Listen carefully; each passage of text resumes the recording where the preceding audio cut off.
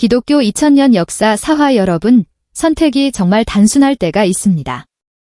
이것을 하면 살고, 하지 않으면 죽는다. 이보다 명확한 선택지는 없습니다. 그런데 역사 속에는 그 단순한 선택 앞에서 사는 쪽을 고르지 않은 사람들이 있었습니다. 그들이 미련한 사람들이었을까요? 아니면 우리가 이해하지 못하는 무언가를 붙들고 있었던 것일까요? 오늘은 초대 기독교 순교자들의 이야기를 해드리겠습니다. 이름이 알려진 사람도 있고 이름조차 남지 않은 사람도 있습니다. 그러나 그들이 남긴 선택은 2000년이 지난 지금도 지워지지 않고 있습니다.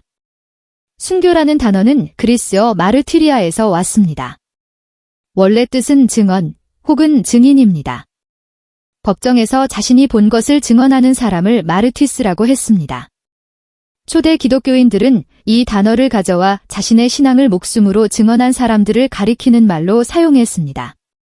순교자는 단순히 죽은 사람이 아니라 죽음을 통해 자신이 믿는 것을 증언한 사람이었습니다. 이 개념 자체가 당시 로마 세계에는 낯선 것이었습니다. 로마인들은 용감한 죽음을 존중했습니다. 전쟁터에서 명예롭게 죽는 것, 철학자처럼 의연하게 죽음을 맞이하는 것은 칭송받았습니다. 그러나 신에게 제물을 바치면 살 수 있는데 굳이 죽겠다고 하는 것은 로마인들의 눈에 이해할 수 없는 완고함이었습니다. 그러나 그 완고함이 역설적으로 사람들의 마음을 움직였습니다. 죽음 앞에서 흔들리지 않는 사람을 보면서 사람들은 물었습니다. 저 사람이 붙들고 있는 것이 도대체 무엇인가? 기독교 역사에서 가장 잘 알려진 초기 순교자 중 한 명은 안디옥의 이그나티우스입니다. 이그나티우스는 시리아 안디옥 교회의 감독이었습니다. 안디옥은 초대 기독교 역사에서 중요한 도시입니다. 1화에서 말씀드렸듯 예루살렘 박해 이후 흩어진 신자들이 모인 곳이고 기독교인이라는 이름이 처음 사용된 곳이기도 합니다. 바울의 선교 여행도 이 도시를 거점으로 시작되었습니다. 기원 후 107년에서 110년 사이 이그나티우스는 체포되어 로마로 압송되었습니다. 당시 트라야누스 황제 시대였습니다. 그는 로마에서 야생동물에게 던져지는 형벌을 선고받았습니다. 놀라운 것은 그가 로마로 이송되는 긴 여정 동안 7통의 편지를 썼다는 사실입니다. 에베소 교회, 마그네시아 교회, 트랄레스 교회, 로마 교회, 빌라델비아 교회, 서머나 교회, 그리고 서머나 감독 폴리갑에게 보낸 편지들입니다. 이 편지들은 지금도 남아있으며 초대 기독교 역사를 연구하는데 매우 중요한 사료입니다. 그 편지들 중에서 로마 교회에 보낸 편지가 특히 인상적입니다. 이그나티우스는 로마 교인들에게 자신을 구하려 하지 말아달라고 부탁합니다. 그는 이렇게 씁니다. 나는 하나님의 밀입니다. 짐승들의 이빨에 갈려 그리스도의 순결한 빵이 되고 싶습니다. 오히려 짐승들을 부추겨달라고까지 했습니다. 이것이 병적인 죽음 충동이었을까요? 아니면 자신이 믿는 것에 대한 완전한 확신이었을까요? 그가 남긴 편지들의 내용을 보면 후자에 가깝습니다. 그는 편지마다 교회 공동체의 일치를 당부하고 감독과 장로들을 중심으로 하나가 되라고 권면했습니다. 죽음을 앞둔 사람이 자신보다 남겨질 공동체를 걱정하고 있었던 것입니다. 이그나티우스는 결국 로마 콜로세움에서 사자들에게 던져졌습니다. 기원 후 108년에서 110년 사이의 일로 추정됩니다. 이그나티우스로부터 편지를 받은 폴리갑은 그로부터 약 반세기 후에 순교했습니다. 폴리갑은 서머나, 지금의 터키 이즈미르의 감독이었습니다. 전승에 따르면 그는 사도 요한에게 직접 가르침을 받았다고 합니다. 만약 이 전승이 사실이라면 폴리갑은 예수의 직제자와 직접 연결된 마지막 세대에 속하는 인물입니다. 기원 후 155년에서 160년 사이 서머나에서 이교도 축제가 열리는 동안 기독교인들에 대한 박해가 시작되었습니다.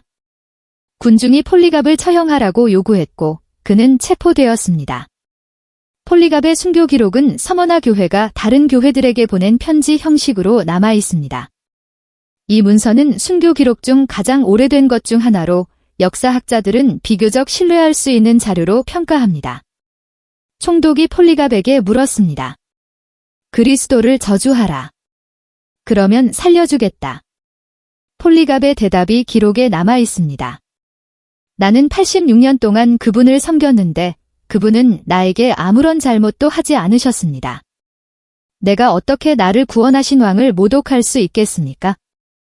총독은 다시 압박했습니다. 황제의 위엄을 두고 맹세하라. 폴리갑이 말했습니다. 당신이 내가 무엇인지 모르는 척하고 있다면 나는 기독교인입니다. 그는 화형에 처해졌습니다. 기록에 따르면 불길이 그를 태우지 않고 감싸 안는 것처럼 보였고 결국 사형 집행인이 칼로 그의 생을 마감시켰다고 합니다.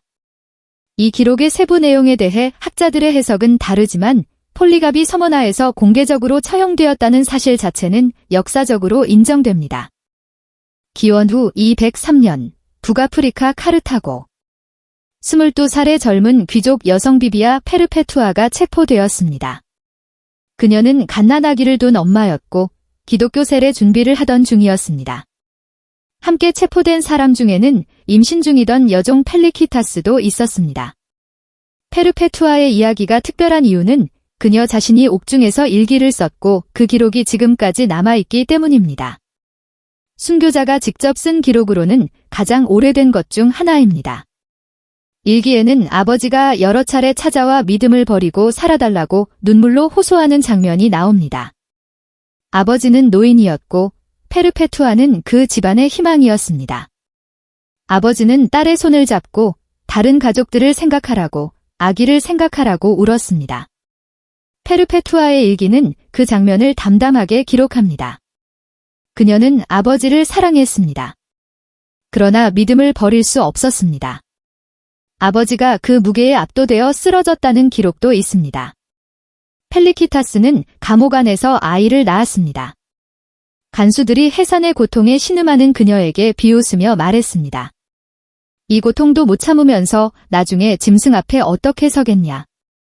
펠리키타스가 대답했습니다. 지금은 내가 고통받지만 그때는 내 안에 다른 분이 계셔서 나 대신 고통받으실 것입니다. 기원 후 203년 3월 7일 페르페투아와 펠리키타스를 포함한 무리가 카르타고 원형 경기장에서 야생 동물들 앞에 던져졌습니다. 페르페투아의 일기는 처형 당일 이전에 끝납니다. 나머지는 목격자가 기록했습니다. 순교자들의 죽음은 단순히 비극으로 끝나지 않았습니다. 테르툴리아누스라는 초대 교부는 기원 후 200년경 이런 말을 남겼습니다. 순교자의 피는 교회의 씨앗이다. 라틴어로 상구이스 마르티룸 에스트 세멘 에클레시아에. 순교자의 죽음을 목격한 사람들 중 일부가 오히려 기독교로 개종하는 역설적인 현상이 실제로 일어났습니다. 왜 그랬을까요? 당시 로마 사회의 가치관으로도 설명되는 부분이 있습니다. 로마인들은 용기와 의연함을 최고의 덕목으로 여겼습니다. 죽음 앞에서 흔들리지 않는 것은 철학자들이 평생 추구하는 이상이었습니다. 그런데 철학 교육을 받지 못한 평범한 여성, 노예, 농부들이 원형 경기장에서 철학자보다 더 의연하게 죽음을 맞이하는 것을 로마인들은 두 눈으로 보았습니다. 저 사람들이 붙들고 있는 것이 도대체 무엇인가? 이 질문이 자연스럽게 따라왔습니다. 또한 순교자들의 이야기가 기록되어 공동체 안에서 읽히고 전달되었습니다. 서머나 교회가 폴리갑의 순교 소식을 편지로 써서 다른 교회들에게 보냈습니다. 페르페투아의 일기가 북아프리카 전역의 교회에서 읽혔습니다.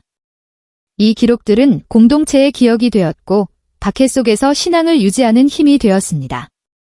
순교자를 기리는 장소가 생겨났습니다. 그들이 묻힌 무덤 앞에서 공동체가 모여 예배를 드렸습니다. 이것이 훗날 성인 공경의 전통으로 발전하고 순교자의 무덤 위에 성당을 짓는 관습으로 이어졌습니다. 바티칸의 성 베드로 대성당이 베드로의 무덤 위에 세워졌다는 전승도 이 맥락에 있습니다. 죽음 앞에서 선택한 것, 그들이 선택한 것은 무엇이었을까요? 단순히 종교적 신념을 지키는 것이었을까요? 아니면 그보다 더 깊은 무언가였을까요? 페르페투아의 일기를 읽으면 그녀가 죽음을 두려워하지 않았던 것이 아님을 알 수 있습니다. 아버지의 눈물 앞에서 흔들렸고 갓난아기와 헤어져야 하는 것이 고통스러웠습니다. 이그나티우스도 편지 곳곳에서 자신이 약한 존재임을 고백합니다. 폴리갑도 처음에는 피신하려 했습니다. 그들은 두려움이 없는 사람들이 아니었습니다. 두려움이 있었지만 그보다 더 확실하게 붙들고 있는 것이 있었던 사람들이었습니다. 그 확실함이 무엇이었는지는 각자가 판단할 몫입니다. 그러나 역사적으로 분명한 것은 그들의 선택이 또 다른 선택을 낳았다는 것입니다.